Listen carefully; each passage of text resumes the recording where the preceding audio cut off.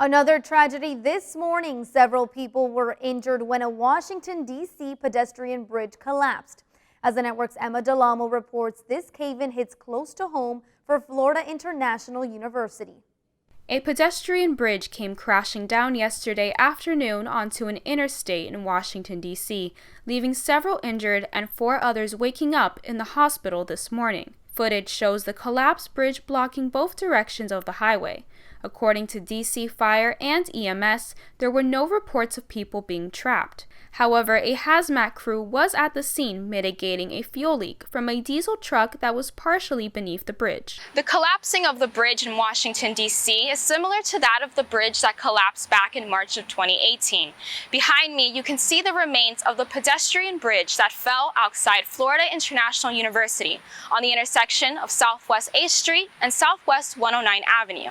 Even 3 years later, students, faculty, and local members of the community can remember the intense feelings that they must have felt after hearing the tragic news of this bridge collapsing.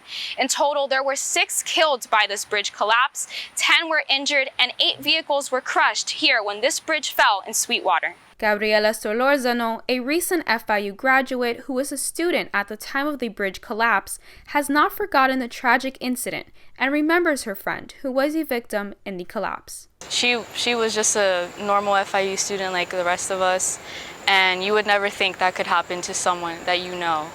So it definitely took a really big toll on me and a lot of our friends who knew her as well. Now I drive by that street every day, and it's impossible to drive by it and just not think about it. As for the collapse in Washington, D.C., officials are still investigating the cause of this accident.